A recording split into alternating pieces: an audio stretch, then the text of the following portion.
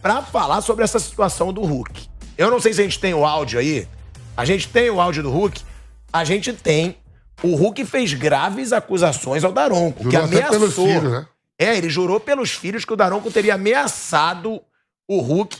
A gente vai colocar aí as acusações do Hulk contra o Daronco nesse duelo dos fortões dentro de campo. A imagem é da Rede Bandeirantes. Saí muito chateado hoje com o Daronco, tenho muito respeito pelo Daronco, por todos os árbitros brasileiros. E falei ali pra ele, quando tava acabando o jogo, ele falou assim, cuidado que você vai falar lá fora. Eu falei, por quê? Ele falou, porque não é o último jogo que eu apito de vocês. Não é o último jogo que eu vou apitar seu. Ou seja, isso é uma ameaça ou não? Eu não sei, mas, Ian, Thiago, Alice e Isaia, pelos meus 4 filhos, foi a conversa que eu tive com ele ali.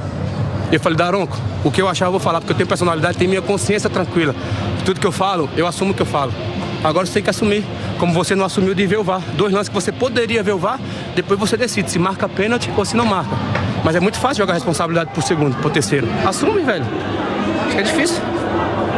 Olha aí, independente do que foi o lance, é um absurdo, né? O árbitro ameaçar o cara com medo do que ele vai falar. Que ele sabe que ele vai levar crítica, e aí ele ameaçar o jogador. Mauro César Pereira, denúncia grave. Mauro Betting, você também que estava falando sobre a regra, sobre a arbitragem, é muito grave o que o Hulk falou. Só falta agora o jogador não poder reclamar do árbitro, porque ele ameaçou que vai apitar outros jogos. Ou seja, o Daronco deixou claro que agora ele pode prejudicar o Hulk de propósito em outras partidas. Ele até pode pensar, todo mundo pode pensar o que quiser e pode se manifestar, mas tem momentos que não é o caso. Evidentemente, a versão do Hulk, não vou dizer que esteja correta, também não vou falar, não tá, né? A gente já ouviu várias histórias como essas, algumas até muito piores antigamente, né? Não é o caso do Daronco falar o que foi. O Hulk deve se manifestar. Acho até o Daronco do lado dele, não falei isso, né? Enfim, agora, é só de novo reiterar. Todo mundo deve conversar sobre tudo, tá? Eu sou um cara que prezo bastante o direito às pessoas conversarem. Até o ius esperneandi, que é uma figura básica do direito, e até em latim você vê que já tem um certo tempo, que é o direito de você espernear, o direito de ser mimimi como você adora, né? Só que, de novo, em relação à regra do jogo, os jogadores brasileiros e sul-americanos, mas sobretudo brasileiros, conversam e reclamam demais com a arbitragem. E, inclusive, é interessante que quando eles jogam na Europa, eles já aprendem que não deve ser assim. Mas tudo bem, é a nossa cultura, no caso, a nossa cultura futebolística. Então se conversa demais com a arbitragem e muitas vezes com razão, porque a arbitragem no Brasil tende a ser entre pavorosa e horrorosa, aí para onde você quiser. Ou muito ruim ou muito mal preparada e nada defendida por ninguém do futebol, inclusive pelos próprios árbitros, comissões de arbitragem e instrutores de arbitragem. Ok. Mas assim, só para dizer que também não é toda hora, que o Brasil se fala muito, não, eu quero conversar com o árbitro. Não é para conversar com o árbitro. Muitas vezes não precisa conversar com o árbitro. E nem o árbitro conversar e nem falar o que deve ter falado ou supostamente falou Daronco pro Hulk. Eu vou passar a palavra para os outros integrantes da mesa. Eu discordo em parte do Mauro, mas a gente vai falar aqui também sobre essa situação. Mauro César, Bruno Prado, Flávio Prado, já também aqui com a gente. O que eu acho, Mauro, é que o árbitro gosta pra caramba de aparecer. Adora aparecer. Gosta. Então eu acho que o jogador ele tem a razão dele em reclamar, ele tem o direito dele em reclamar, mas não é você também ameaçar o jogador que ele não pode te criticar. Se você, a gente aqui, a gente tem uma carreira pública. Eu não vou ameaçar ninguém que possa me criticar. Se você me criticar, eu vou te processar. Quantas vezes a gente é criticado? Se o árbitro tá lá, ele sabe que ele que ele é vitrine. Até porque eles gostam, como o Bruno Prado diz. No Brasil, eles adoram aparecer. Se eles fossem discretos, como a maioria na Europa, poderia até ser defendido. Agora, eles gostam de aparecer, eles gostam de estar na vitrine e vão ameaçar se levar crítica. Se você está numa função pública, você tem que receber ataque se você fizer besteira. Não ameaçar. Na minha opinião, a ameaça é um absurdo. Porque ele deixa claro, se eu quiser, eu te prejudico. Ele deixa isso bem claro. Se eu quiser, eu faço o meu trabalho de uma forma mal intencionada e eu prejudico você e o seu clube. Não sei o que vocês acham, o que eu discordo um pouco dessa situação do Mauro. Eu acho que é um absurdo o cara ameaçar, porque ele mostra que ele pode ser mal intencionado só vou deixar claro aqui, eu também acho um absurdo. Não vai parecer que eu acho um absurdo, que eu não acho um absurdo a ameaça. Claro que a ameaça, se aconteceu, é absurdo, só para deixar claro. Isso, sim, isso estamos na mesma página, que é óbvio. Acho que até o Daronco, que fez ou não fez, deve concordar. Eu acho que agora Cabe ao Daronco, ele dá a versão dele, né? Na súmula ele fala que deu cartão amarelo, porque o Hulk reclamou da marcação, da não marcação do pênalti, na verdade, né? É muito difícil falar sobre algo que você tem a versão de um lado e você não sabe qual é a versão do outro lado. Falou isso, em que contexto, de fato falou isso, ouviu bem, ouviu mal. Sinceramente, não me sinto em condições de me aprofundar com relação a isso. Eu lembro que teve uma ocasião que o Luiz Flávio de Oliveira pediu desculpas, né? Na justiça, né? O Diego Ribas, porque lançou alguma coisa na súmula, depois aí disse que não era bem isso, e se desculpou, teve lá uma ação, um rolo danado. Mas enfim, pode ser algo parecido, pode ser que não. Eu sei que o que gerou toda essa polêmica foram reclamações veementes do Hulk, especialmente, do Atlético em geral, pela não marcação de pênaltis que não aconteceram. Porque isso acontece lá em Belo Horizonte com o Atlético de uma forma absurda. Ano passado tivemos vários pênaltis para o Atlético, alguns bem questionáveis, em que pese aí a boa campanha do time, o futebol, o trabalho do técnico, o Cuca com seus jogadores e tal. Toda hora tinha pênalti, era o pênalti atleticano, toda hora tinha pênalti. E muitas vezes jogos em que o Atlético passava por dificuldades e conseguia sair do sufoco graças a esses pênaltis. Mauro, eu vou te interromper só rapidinho pra gente voltar. Ele adora. Aí, ó. Estamos voltando pra rádio. De volta à Rádio Jovem Pan, agora na rádio e no YouTube, o Mauro falando sobre a reclamação do Hulk nos pênaltis aí, que não existiram, na opinião dele, pro Atlético Mineiro, né, Mauro? Pois é, então isso é uma coisa recorrente, né? Toda hora reclamação por pênalti, qualquer contato se pede pênalti. E é uma coisa assim, de pressão, de reclamações veementes. Eu acho que o Atlético tem que fazer também uma autocrítica. Daqui a pouquinho sai nota oficial porque não marcou pênalti. Toda hora é nota de repúdio. Até por causa de bebedouro tem nota. É uma coisa assim, assustadora até. E acho que a gente tem colocado no contexto, inclusive, as declarações do próprio Rogério Ceni depois do jogo, reclamando muito da arbitragem, das intervenções do VAR e dessa coisa de toda hora reclamação, pênalti. Tá bem complicado. Eu acho que o fato do Hulk ter lá um problema com o Daronco não pode desviar totalmente o assunto de algo que está acontecendo de forma recorrente nos jogos do campeão brasileiro. Agora, ali é o problema do Daronco com o Hulk. Eu não sei o que o Daronco acha. De repente o Daronco vai e fala, não falei isso. Vai ficar o dito pelo não dito, né? Se o Daronco disser que não falou, o que ele falou e o Hulk entendeu mal, o que vai acontecer? Um disse, outro não disse. Quem vai provar? Né? Vai processar? Vai provar? Eu não sei. Aí é o problema dos dois, sinceramente.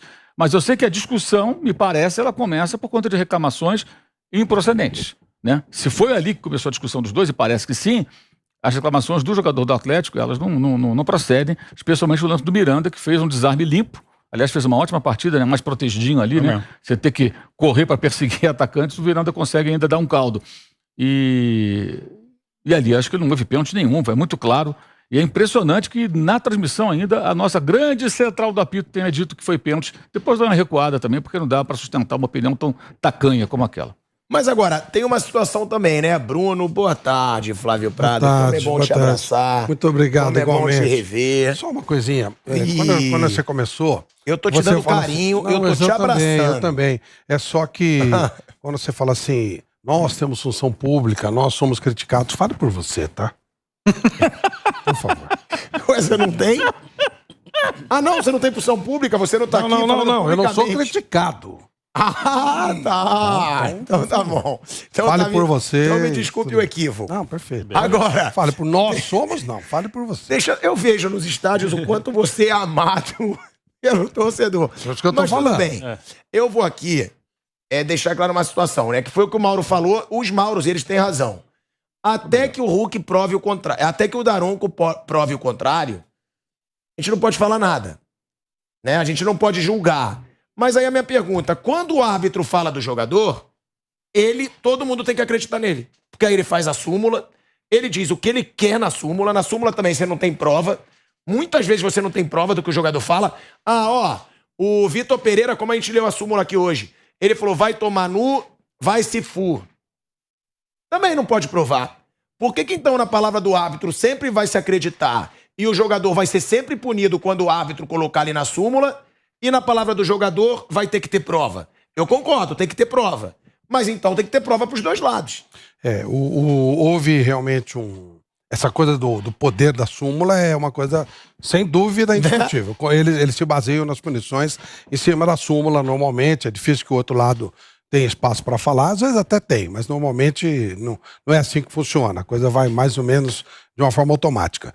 Algumas coisas curiosas. Primeiro, o Daronco acertar. Já é uma coisa muito rara, porque eu acho o Daronco horroroso. E ele acertou os 2 pênaltis, o negócio acreditável. Claro que ele travou o jogo, como é a marca dele e tal. Ele é o maior travador de jogo que existe. Porque ele tem aquele físico, mas ele não tem condição física. Ele é troncudão, mas ele não corre, ele anda, ele vai andando. Pode ver. Eu gosto muito. Você sabe que eu gosto do negócio de arbitragem, eu fiz curso de arbitragem, eu acho legal. Ele não acompanha o jogo. Ele anda, ele caminha, às vezes ele atrapalha. Ele conversa o jogo inteiro. E aí ele trava o jogo. Ele não tem uma boa aí ele condição respira. física. Não tem. Ele Para árbitro, não. Braço pode ser, perna não. Ele não consegue. Há algum tempo ele realmente tá. Agora falando sério. É verdade. Até pelo corpo do Daronco, ele tá muito tempo Mas é verdade. Ele, inclusive, atrapalha o jogo e ele trava o jogo toda hora. Antes ele travava menos, isso piorou nos Não, tá últimos anos. travando muito porque ele não consegue acompanhar. é. Então ele trava. Qualquer jogo que o Daronco trabalha, dificilmente o jogo tem bom nível. Os jogadores também gostam, né? Mas ele adora travar, para atender o jogador. É o doutor Daronco, é um negócio impressionante. E erra demais, eu acho ele péssimo, acho o árbitro horroroso. E, no entanto, ele acertou nas 2 marcações. E até me surpreendeu o fato de, no primeiro lance que ele tá numa distância muito pequena, que ele ainda fica ouvindo o VAR. Quer ler o lance primeiro, interpretativo. Mas é bom que dá uma respirada, né? Bota a mãozinha aqui. Mas é uma coisa absurda, porque o VAR, ele tem que entrar. Agora eu consigo dar uma trotadinha até ali o meio campo. É sério. Mas é verdade, ele conversa o jogo inteiro. Pô, é muito claro isso. Você acha que ele para o jogo para descansar? Não só ele, a arbitragem historicamente do Brasil é assim. Ele tem porte de corredor de 100 metros rasos. Isso. E o cara que vai apitar um jogo tem que correr maratona. Exatamente isso. É isso. Tem que ser leve para se movimentar. Exatamente isso. E aí o que acontece? Ele trava o jogo e aí ele tá tão pertinho, e o VAR só pode interferir, e a Board fez um comunicado forte contra o futebol brasileiro que VAR só pode entrar em caso de erro crasso. E ali era o lance interpretativo. Sem citar que era o futebol brasileiro, mas citando o futebol brasileiro. Tiveram que reiterar, gente, só ler a regra. Isso, e ali era um lance interpretativo. Vamos supor que tivesse existido o pênalti, que o Miranda tivesse tocado na bola e tal. Era interpretativo, ele está muito perto. E não era um erro crasso. Se você marca pênalti, não foi um erro crasso, um absurdo, alguma coisa. Não, foi um lance que ele interpretou, que o joelho bateu, enfim. Nunca poderia usar VAR ali, não era lance de VAR. E o outro lance é super simples, a história também da bola tocar no braço. Então segue a arbitragem lá dentro. E ele fica ouvindo o VAR insistentemente. Outra coisa que me chamou a atenção é que no intervalo do jogo, o Miranda, o Daronco e o Hulk ficam cheios de brincadeirinhas. Não sei se vocês lembram disso. Eles ficam. Porque como a gente tava fazendo a transmissão, se você vai pro lado, e a gente transmitiu o jogo aqui na PAN, eles ficam brincando, claramente, para as coisas de amigo. O Daronco deu uma declaração engraçada sobre o Hulk. Ele falou: quando o Hulk veio, eu sabia que ia ter meme da força dos dois. E depois eu não me incomodei porque ele é baixinho. Realmente, o Hulk ele é troncudão, mas ele não é tão alto, né? O Daronco é maior que ele. Falou, enfim, uma relação que me parecia muito amistosa. Eles brincaram, um empurrou o outro e tal. De repente, o Hulk teve essa explosão contra ele.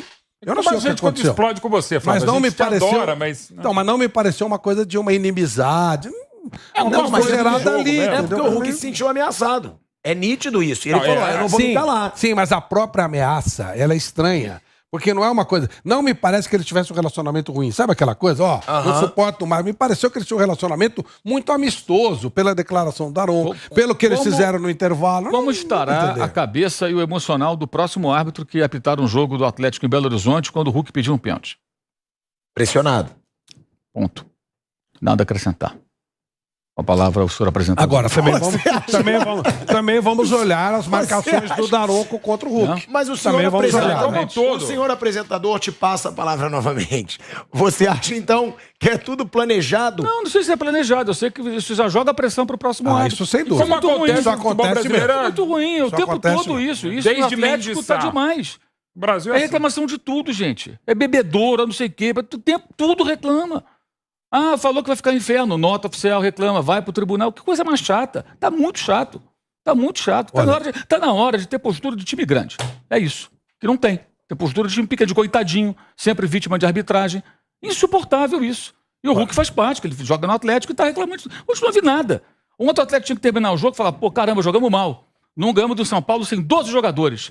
O Miranda, com 80 anos da zaga, deitou e rolou. Ganhou E a dois maioria das jogadores, um vezes. jovem e um improvisado. Um improvisado e um moleque. E a gente nunca conseguiu ganhar do São Paulo. Tem alguma coisa errada. Aquilo que o Bruno falou. O que está acontecendo? O Mohamed não dá jeito. Eles têm que discutir entre eles. Pô, quarta-feira tem o Flamengo. Só falta ser eliminado. Essa tem que ser a reflexão do Atlético. Mas tudo é arbitragem. É bebedouro. Coisa mais chata. É muito chato isso. É uma vitimização constante. Isso parece o chororô do Botafogo, daqueles tempos lá do Botafogo do chororô, que tudo chorava, tudo reclamava, coisa mais chata. Isso é insuportável. Existem razões para algumas reclamações, mas realmente, se você acaba criando isso e indo nessa história, fica ruim. Né? O Atlético é grande o suficiente para não ir nessa fase. Estamos falando do atual campeão da Supercopa, da Copa do Brasil e do Brasileiro. O Botafogo tinha muitas razões para reclamar, mas você fica essa coisa, então você não pode alimentar. Né? E também dirigentes do outro. Enfim, e também tem muito a ver com o Flamengo Atlético, Atlético Flamengo. Estou aqui vendo gente se manifestando do Flamengo, do Atlético, enfim, faz eles que se entendam ou não se entendam. Mas, lamentavelmente, o que o Hulk pode ter feito, não estou dizendo que é premeditado, é o que acontece desde que Charles Miller veio com as bolas ao Brasil. A gente adora fazer esse tipo de Premier coisa. League, E é deplorável. Premier League tem uma coisa, dentre tantas coisas espetaculares da Premier League, é proibido falar do árbitro. Mas senão ele vai reclamar. O Rafa Benítez... Mas aí se falar, ele vai falar, estão cerceando a nossa liberdade de imprensa. O Rafa Benítez elogiou a arbitragem e tomou uma multa violenta por elogiar. Mas como eu elogiei? Não, você não pode falar de arbitragem. Não interessa o que você pensa de arbitragem. Você é técnico, você vai fazer o seu trabalho. Isso eu acho muito legal. Agora, é claro que os árbitros da Premier League, eles conhecem o futebol, né? Pouco mais. Conhecem a regra, já foram não é melhores. O caso dos caras aqui. Flávio, né? aliás, como a gente vê em entrevistas coletivas de treinadores no Brasil, não estou falando nem de brasileiros, que os estrangeiros já aprenderam. Eles começam assim, olha, vocês sabem que eu não falo de arbitragem. Aí E fica meia hora falando de arbitragem. Esse negócio de nota E oficial, sem saber, muitas vezes. Esse negócio de nota oficial dos clubes tem que ser cada vez algo pior, né? para coisa séria, assim, não para qualquer coisa. Porque me parece que a nota oficial ela é cada vez mais, e ela é publicada nas redes sociais, uma resposta para a rede social. Não, e resposta para o, entre aspas, coisa, estagiário do Twitter do clube. Pô, vocês não vão fazer nada, falaram isso aí, põe lá na rede social uma resposta para a rede social. Nota oficial tem que ser assim uma coisa séria, uma informação concreta, uma tomada de posição, não dessas coisas de porque isso, que aquilo, que outro falou, não, de coisa séria mesmo, uma coisa institucional do clube, aí tem que ser algo relevante. Né? Eu acho até que, desculpa de novo, o Bruno, acho que tá mais para nota social, porque tá respondendo a rede social. A rede social, ou nota antissocial, tá aparecendo, chama lá o outro lá que eu não vou falar o inominável, amigo do... Resposta à rede social, até demissão de técnico muitas vezes é porque a rede social falou, porque o youtuber que torce pro time gritou, é porque... Eu vi ontem fazer as coisas de maneira mais séria, assim. Eu vi ontem uma entrevista de um professor, ele é brasileiro, mas ele mora na Alemanha, e ele fez um estudo maravilhoso, vou até colocá-lo no Mundo da Bola no próximo domingo, aqui na M620, 11 da manhã. É o professor Matheus Galdino. E ele fez um estudo sobre o futebol brasileiro, e a conclusão dele, que é uma conclusão que não fica muito difícil para a gente fazer, mas ele fez com números. Com estudo, né? Com estudo, que o grande problema do futebol brasileiro são os dirigentes.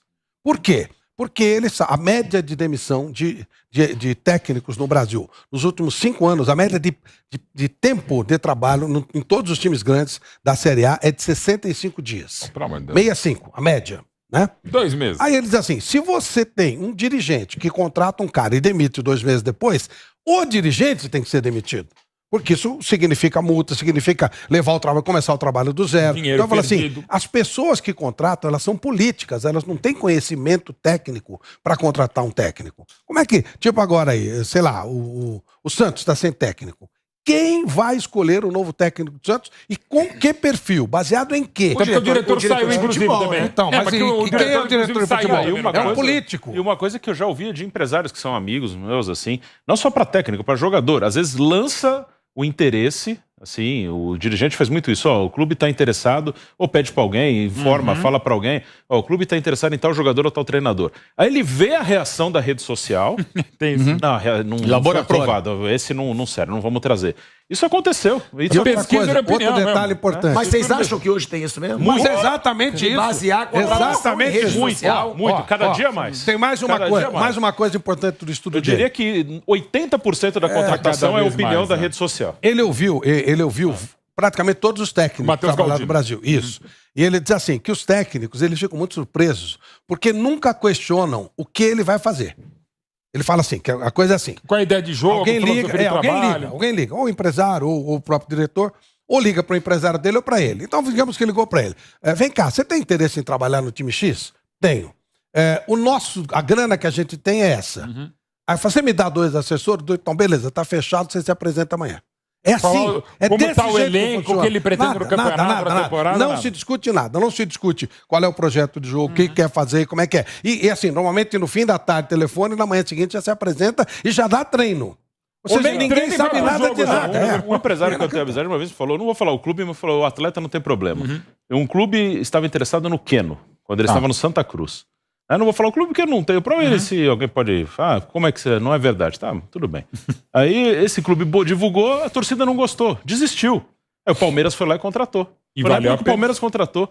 Um outro clube queria, jogou a torcida. Não, esse cara não joga nada, foi rebaixado com o Santa Cruz. Não vamos mais contratar. Isso aí, o empresário me contou isso aí. Agora o técnico comanda o time, hein, gente? O jogador ainda... Não, é uma burrice, mas o técnico comanda o time. O jogo, o sistema, a ideia de jogo, o que você vai fazer, quem vai contratar... Mas é bom dizer que alguns treinadores, mesmo... Quando são totalmente contra. Não vou dizer aqui nomes, até não faz tanto tempo assim em alguns clubes brasileiros. Pô, não é possível. É mais ou menos o célebre caso do professor Valdemar com o Vassoura, né? Ali e é um absurdo, né? Porque se você tem um profissional para decidir, para analisar uma contratação, você não tem que ouvir rede social. Até mesmo no período que eu criticava o Paulo Souza, né, Mauro César? Muita gente falou, pilhado, você vai conseguir derrubar o Paulo Souza. Eu falava, gente, eu tenho poder para derrubar o Paulo Souza? Não deveria, mas tem. Claro que não. Não só você, mas... Mas entendeu? É opinião. Não deveria. Agora, se o profissional ele tá ali para analisar quem que ele tem que contratar. Mas não é profissional. Esse é o ponto. É político. Já começa por aí, não é profissional. Embora os profissionais sejam mais remunerados. Ele não tem que ser contratado. Isso mesmo. O cara que tá lá definindo as coisas do futebol, inclusive o executivo de futebol que é pago, ele tem que se submeter a um cara que tem uma força política no clube. E quem decide é quem tem a força política no clube, não o profissional. O profissional, o executivo tem que se sujeitar a isso. Ora, esse cara, ele não tem capacidade para discutir, para fazer isso, mas é ele que resolve tudo.